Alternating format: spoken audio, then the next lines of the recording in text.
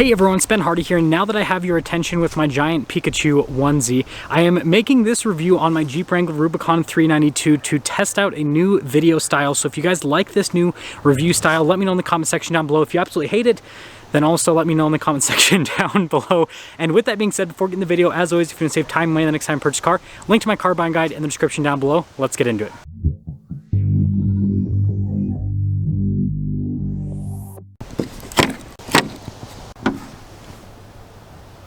Under the hood, we have a naturally aspirated 6.4 liter Hemi V8 that goes through an 8-speed automatic transmission. It's good for 470 horsepower and then 470 pound-feet of torque. I've been averaging about 16 miles per gallon with this powertrain.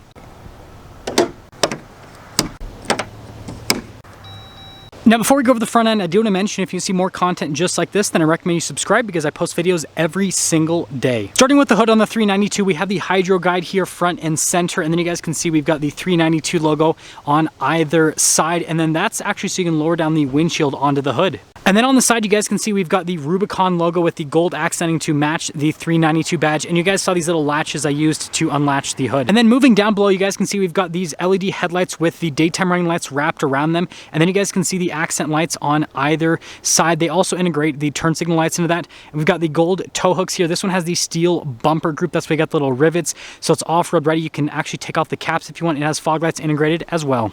And then when you pull it all together, this is one mean pink off-roading machine.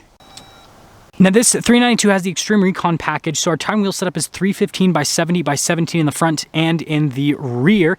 These wheels are beadlock capable. I think they look cool. You got the black ring on the outside and then the bronze on the center. Now, just like Wranglers of the past, this still utilizes a solid front axle, and then you guys can see here with the suspension, you do have a 2.5-inch lift compared to a regular Rubicon with this Xtreme Recon package on the 392.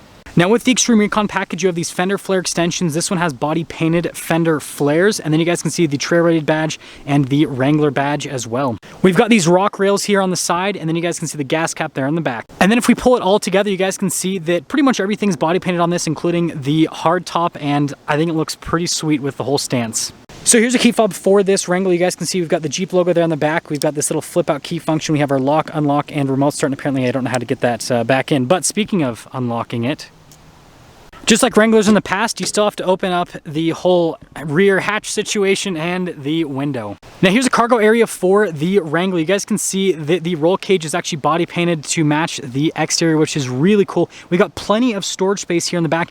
Alpine sound system with this one, and you can lift up this little tab here for some extra storage, and then this holds all of the little bolts for the top. And then you just close it in the same succession, so window, and then boom.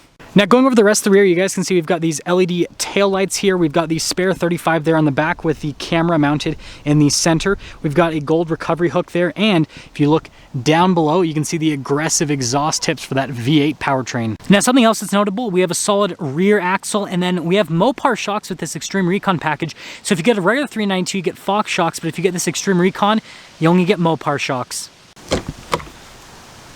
Now here's the door panel for the 392. You guys can see we've got the bronze stitching there, and then we've got the leather trim, which is really nice, and then you actually get a little storage net, and I love Jeep's door handle.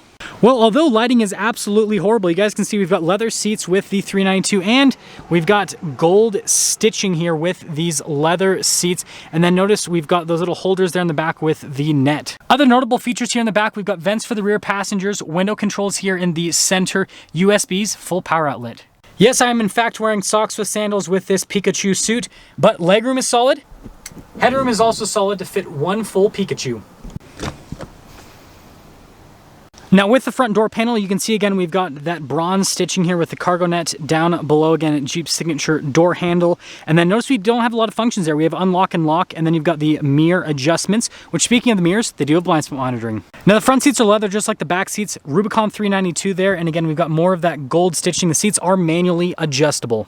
We've got our light controls here off to the side. The lights are automatic. Well, that's what I have it set to right now. You can press that in for the fog lights, and then the steering wheel is manually adjustable. And then look at that, we got a cool vent there on the side with some gray metallic trim.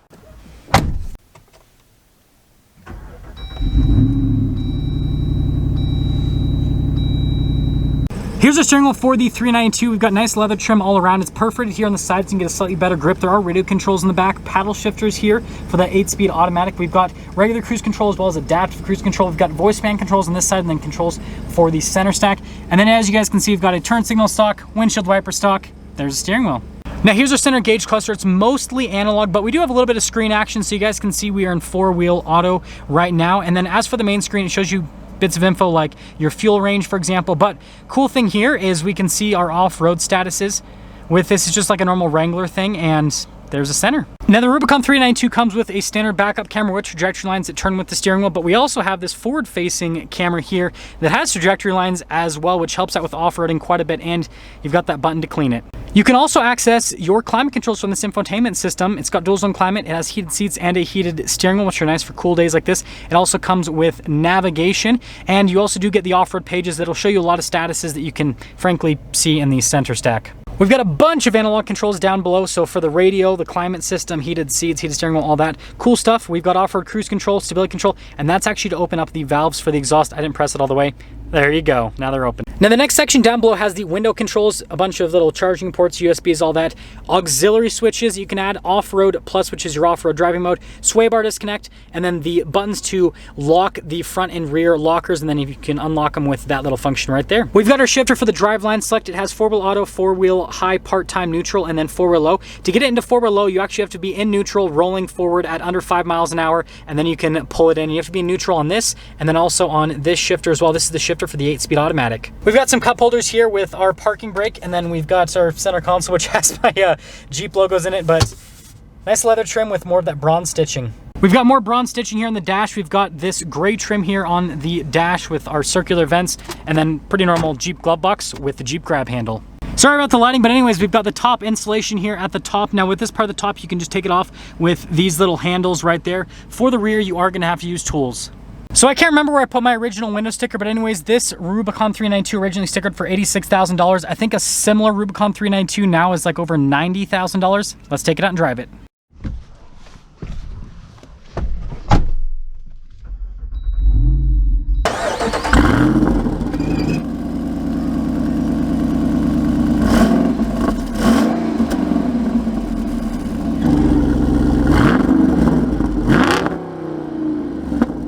Let's quickly talk about visibility before we set off. Here's visibility of the hood.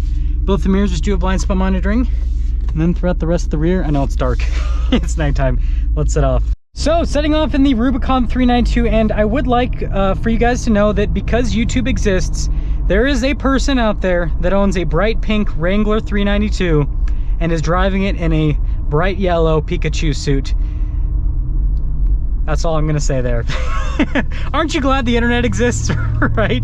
So first off, things I love about 392 as someone who has owned this for 3,000 miles now, sounds fantastic, and it actually drives a lot better than what people will say. Now yes, there is quite a bit of wind noise because it's a Wrangler, but it's not horrible. And this thing is stupid fast. Like, this has so much passing power, and unlike a lot of these other like big V8 SUVs or trucks, this thing is so fun to drive because it has a 4.56 axle ratio in the rear end, and so it just like rips off the tires when you floor it.